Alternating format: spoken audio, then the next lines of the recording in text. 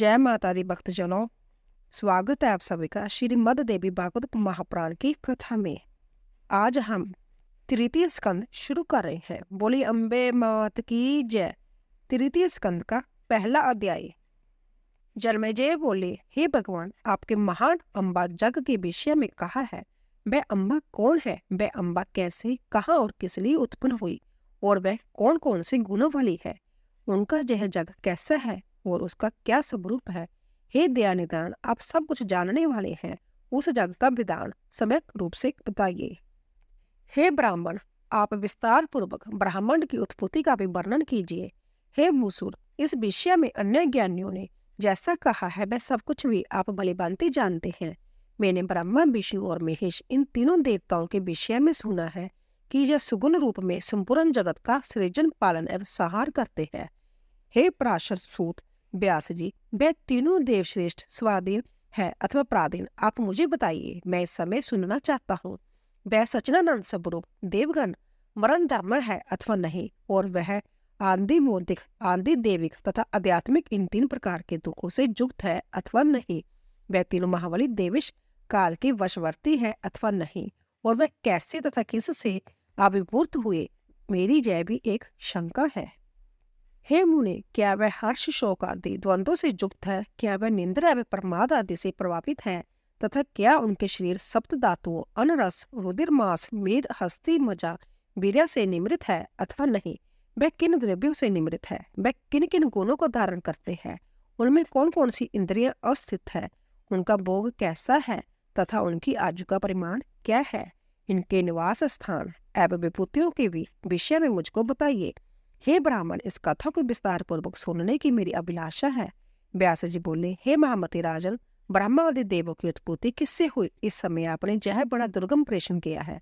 हे राजन, पूर्व में मैंने यही प्रश्न देवऋषि नारद जी से पूछा था। तब सीमित होकर वह उठ खड़े हुए और उन्होंने जो उत्तर दिया था उसे आप सुने। किसी समय मैंने शांत सर्ववेदता तथा वेद विधानों में श्रेष्ठ नारद मुनि को गंगा के किनारे विद्यमान देखा। मुनि को देखकर तथा प्रसन्न होकर मैं उनके चरणों पर गिर पड़ा। तदंतर उनके द्वारा आज्ञा देने पर मैं उनके पास में ही एक सुंदर आसन पर बैठ गया। कुशल क्षेम की वार्ता सुनकर के सूक्ष्म बालू वाले गंगा तट के निर्जन स्थान पर बैठे हुए ब्रह्मपुत्र देवऋषि नारद से मैंने पूछा, हे महामती मुनिदेव, इस अति विस्तीर्ण ब्राह्मण का प्रदान करता कौन कहा गया है? उसे आप मुझे सम्यक रूप से बताइए। हे मुनि श्रेष्ठ, इस ब्राह्मण की उत्पत्ति किससे हुई? हे ब्रिपर, आप मुझे जय भी बताइए कि जय ब्राह्मण नित्य है अथवा अनित्य है। जय ब्राह्मण किसी एक के द्वारा विरचित है अथवा अनेक कर्ताओं द्वारा मिलकर इसका निर्माण किया गया है। किसी कर्ता के बिना कार्य की सत्ता संभव नहीं है। इस विषय में मुझे अंततः संदेह हो रहा है। इस प्रकार इस विस्तृत ब्राह्मण के विषय में विविध कल्पना करते हुए तथा संदेह सागर में डूबते हुए मुझे दुखी का आप उद्धार कीजिए। कुछ लोग सदाशिव, महादेव, प्रलय तथा उत्पत्ति से रहित आत्माराम, देवेश, त्रिगुणात्मक, निर्मल, हर संसार से उद्धार करने वाले, नित्य तथा सृष्टि पालन संहार करने वाले भगवान शंकर को ही मूल कारण मानकर उन्हें ही इस ब्राह्मण का रचयिता कहते हैं। दूसरे लोग श्री हरि विष्णु को सबका प्रभु, ईश्वर, परमात्मा, अव्यक्त, सर्वशक्ति संपन्न, भोग तथा मोक्ष प्रदाता, शांत, सबका आदि, सर्वतोम सुख, व्यापक, समग्र, संसार को शरण देने वाला तथा आदि अंत से रहित जानकर उन्हीं का स्तवन करते हैं। अन्य लोग ब्रह्मा जी को सृष्टि का कारण, सर्वज्ञ, सभी प्राणियों का प्रवर्तक, चार मुखों वाला सुरपति, विष्णु के नाभि कमल से प्रादुर्भाव, सर्वव्यापी, सभी लोगों की रचना करने वाले तथा सत्यलोक में निवास करने वाले बताते हैं। कुछ वेद वेत्ता वेदान सर्वेश्वर भगवान सूर्य को ब्राह्मण कर्ता मानते हैं और सावधान होकर साई प्रांत्य उन्हीं की स्तुति करते हैं तथा उन्हीं का यशोगान करते हैं। जग में निष्ठा भाव रखने वाले जोग, धन प्रदाता, शतकृतु, सहस्त्राक्ष, देवादिदेव, सबके स्वामी, बलशाली, जगदीश, सुरपति, त्रिलोकेश, जगों का भोग करने वाले, सोमपान करने वाले तथा सोमपाई लोगों के प्रिय शशिपति इंद्र को सर्वश्रेष्ठ मानकर जगों में उन्हीं का जजन करते हैं। कुछ लोग वरुण, सोम, अग्नि, पवन, जमराज, धनपति कुबेर की तथा कुछ लोग हैरंब, गजमुख, सर्व कार्य साधक, सवर्ण मात्र से सिद्धि प्रदान करने वाले, काम स्वरूप कामनाओं को प्रदान करने वाले, श्रेष्ठ विचरण करने वाले परम देव गणाधीश गणेश की स्तुति करते हैं।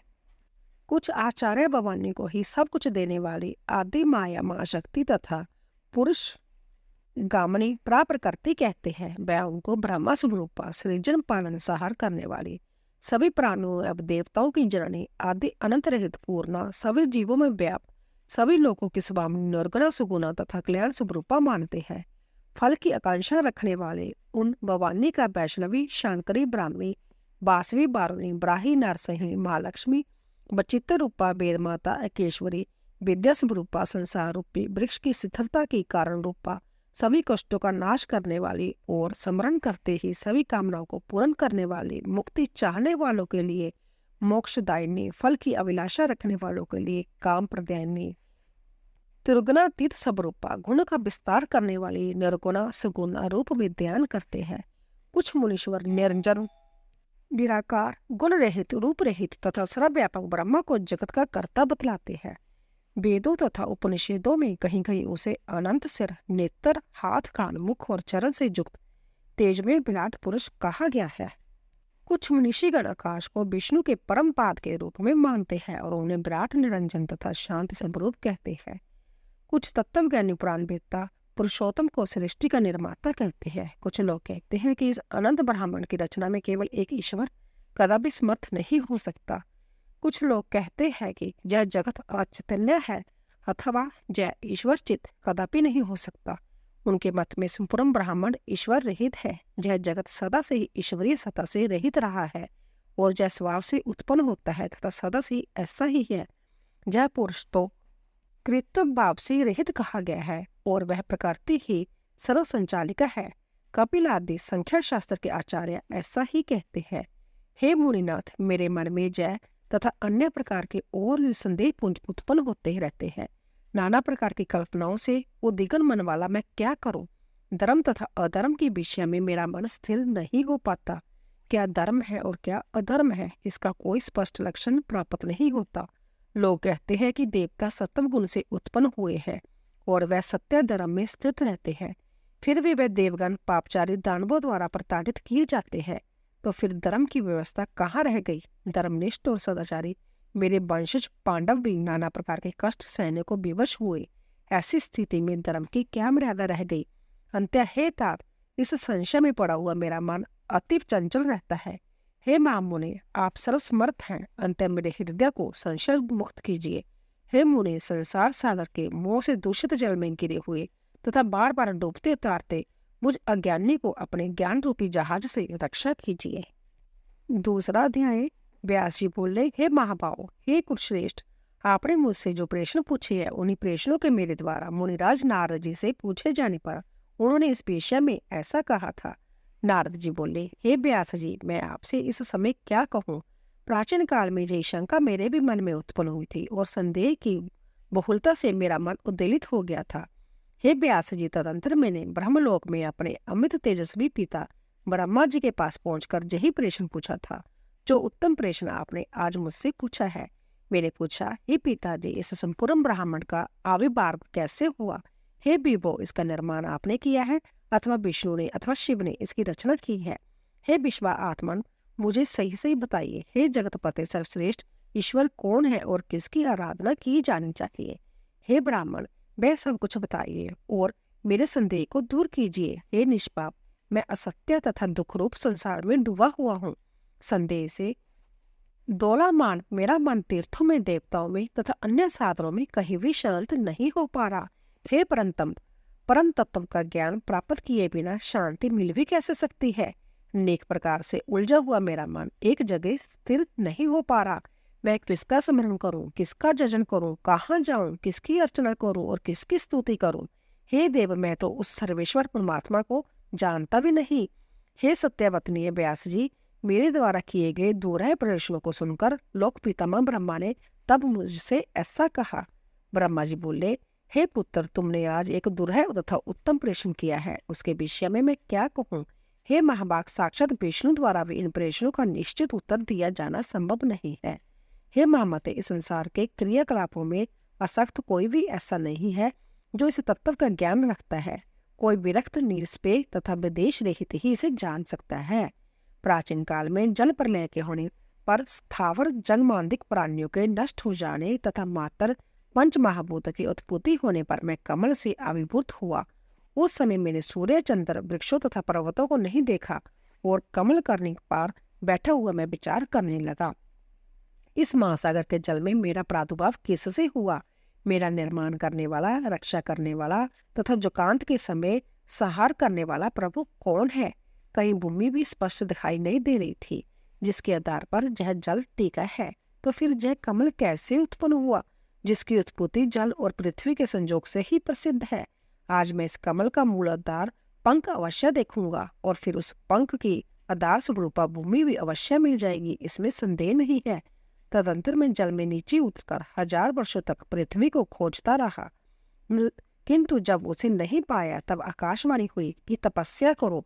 फिर मैं उसी कमल पर आसीन होकर 1000 वर्षों तक घोर तपस्या करता रहा। इसके बाद पुण्य एक अन्य वाणी उत्पन्न हुई, सृष्टि करो। इसे मैंने साफ साफ सुना। उसे सुनकर व्याकुल चित्त वाला मैं सोचने लगा, किसका सृजन करूं और किस प्रकार करूं। उसी समय मधु केटव नाम वाले 2 भयानक दैत्य मेरे सम्मुख आ गए। उस महासागर में युद्ध के लिए तत्पर उन दोनों दैत्यों से मैं अत्यधिक भयभीत हो गया। फिर मैं उसी कमल की नाल का आश्रय लेकर जल के भीतर उतरा और वहां एक अत्यंत अद्भुत पुरुष को मैंने देखा। उनका शरीर मेघ के समान श्याम वर्ण वाला था। वह पीत वस्त्र धारण किए हुए थे और उनकी 4 भुजाएं थी। वह जगतपति वनमाला से अलंकृत थे तथा शेष शैया पर सो रहे थे। वह शंख, चक्र, गदा, पद्म आदि आयुध धारण किए हुए थे।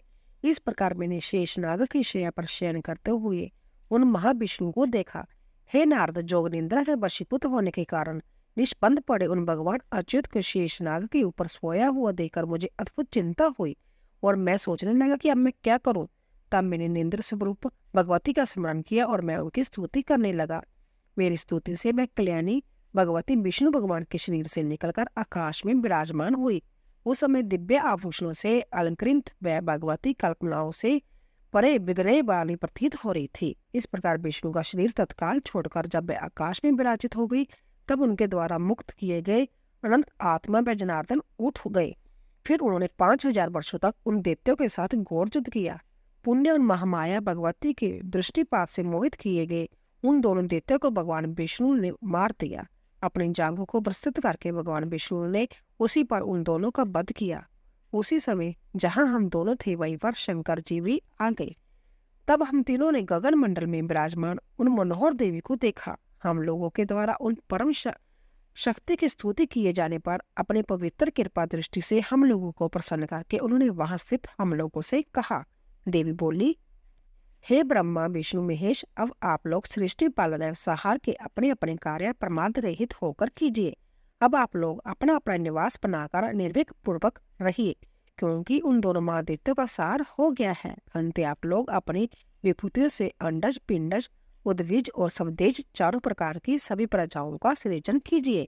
ब्रह्मा जी बोले, उन भगवती का वह मनोहर सुख कर तथा मधुर वचन सुनकर हम लोगों ने उनसे कहा, हे माता, हम लोग शक्तिहीन हैं, अंतहीन प्रजाओं का सृजन कैसे करें? अभी विस्तृत पृथ्वी ही नहीं है और सभी और जल ही जल फैला हुआ है। सृष्टि कार्य के लिए आवश्यक पंचतत्व, गुण, तमन, आत्राएं और इंद्रियां जब कुछ भी नहीं है। हम लोगों के जब वचन सुनकर भगवती का मुखमंडल मुस्कान से वर्ग उठा। उसी समय वहां आकाश से एक रमणीक विमान आ पहुंचा।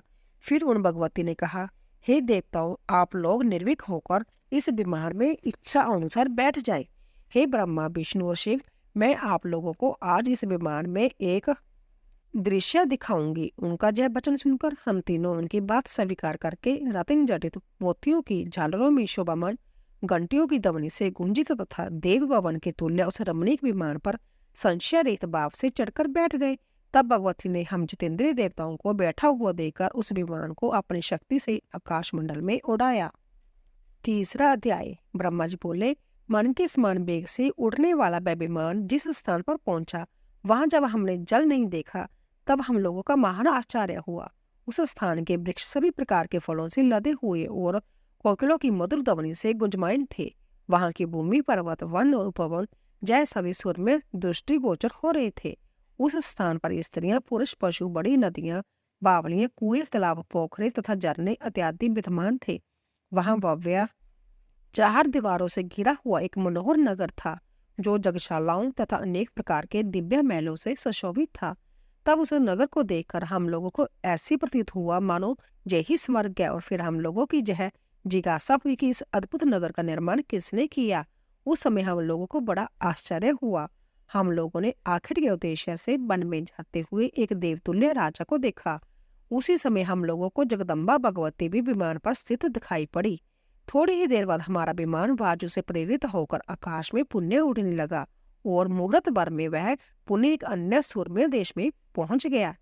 वहां पर हम लोगों को अंत्यतरम नंदनवन दिखा, जिसमें पारिजात वृक्ष की छाया का आश्रय लिए हुए कामधेनु स्थित थे। कामधेनु के समीप ही 4 दांतों वाला ऐरावत हाथी विद्यमान था और वहां मेनका आदि अप्सराओं के समूह अपने नृत्यों तथा गानों में विविध भाव प्रदर्शन करते हुए अनेक प्रकार की क्रीड़ाएं कर रहे थे। वहां मंदार वृक्ष की वाटिकाओं में सैकड़ों गंधर्व यक्ष और विद्याधर गा रहे थे और रमण कर रहे थे। वहां पर इंद्र भगवान की भी इंद्राणी के साथ दृष्टि में आए। स्वर्ग में निवास करने वाले देवताओं को देखकर हमें परम विस्मय हुआ। वहां पर वरुण, कुबेर, यम, सूर्य, अग्नि तथा अन्य देवताओं को स्थित देखकर हम आश्चर्यचकित हुए। उसी समय उस सुजित नगर से वहां राजा निकला। देवताओं के राजा इंद्र की भांति प्राकार में वह राजा धरातल पर पालकी में बैठा था। वह विमान हम लोगों को लेकर द्रुत गति से आगे बढ़ा। तदंतर हम लोग अलौकिक ब्रह्मलोक में पहुंच गए। वहां पर सभी देवताओं से नमस्कृत ब्रह्मा जी को विद्यमान देखकर भगवान शंकर और विष्णु विस्मय में पड़ गए।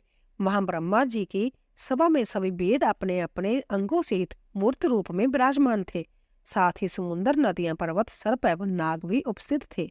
फिर भगवान विष्णु और शंकर ने मुझसे पूछा, हे चतुर्मुख, जय दूसरे सनातन ब्रह्मा कौन है?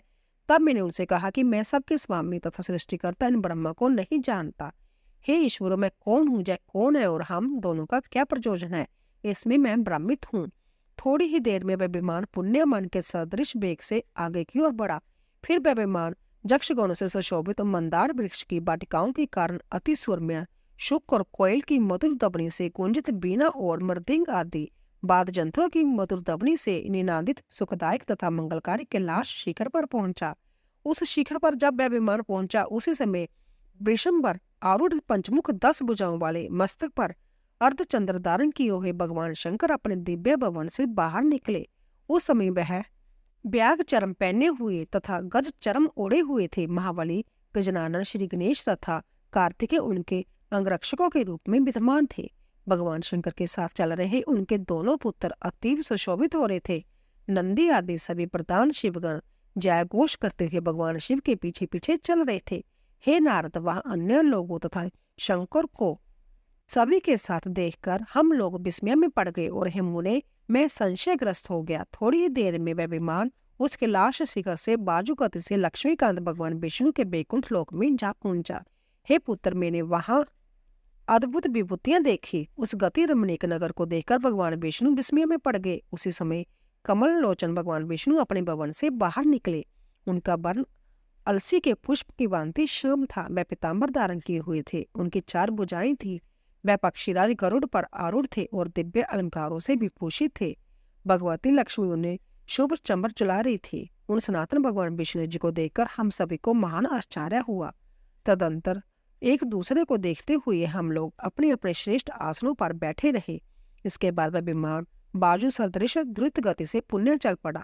कुछ ही क्षणों में वह विमान मधुर जल वाले, ऊंची ऊंची लहरों वाले, नानाविध जल जंतुओं से युक्त तथा चंचल तरंगों से शोभामान अमृत सागर के तट पर पहुंच गया। उस सागर के तट पर विभिन्न पंक्तियों में नाना प्रकार के विचित्र रंगों वाले मंदार एवं पराजित आदि वृक्ष शोभामान थे। वहां मोतियों के झालरें तथा अनेक प्रकार के पुष्पहार शोभा में वृद्धि कर रहे थे। समुद्र के सभी और अशोक, मोलसिरी, कुर्वक आदि वृक्ष विद्यमान थे। उसके चारों ओर चिता, अक्षक, केतकी तथा चंपक पुष्पों की वाटिकाएं थी, जो कोयले की मधुर ध्वनियों से गूंजित तथा नाना प्रकार की दिव्य सुगंधि से परिपूर्ण थी। उस स्थल पर बोरे गुंजार कर रहे थे। इस प्रकार वहां का दृश्य परम अद्भुत था। उस द्वीप में हम लोगों ने दूर से ही विमान पर बैठे बैठे शिव जी के आकार वाला एक मनोहर तथा अत्यंत अद्भुत पलंग देखा, जो रत्नमालाओं से जड़ा हुआ था और नाना प्रकार के रत्नों से विभूषित था। उस पलंग पर अनेक प्रकार के रंगों वाली आकर्षक चादरें बिछी हुई थी। जिससे वह पलंग इंद्रधनुष के समान सुशोभित हो रहा था। उस भव्य पलंग पर एक दिव्यांगना बैठी हुई थी।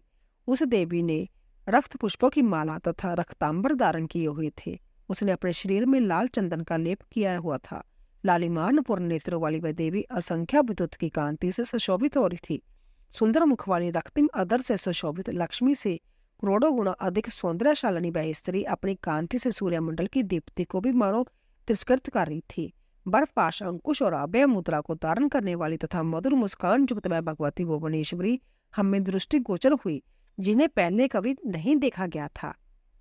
ह्रीम ओंकार बीज मंत्र का जप करने वाले पक्षियों का समुदाय उनकी सेवा में निरंतर रत था। नवजौवन से संपन्न तथा अरुण आभा वाली वह कुमारी साक्षात करुणा की मूर्ति थी।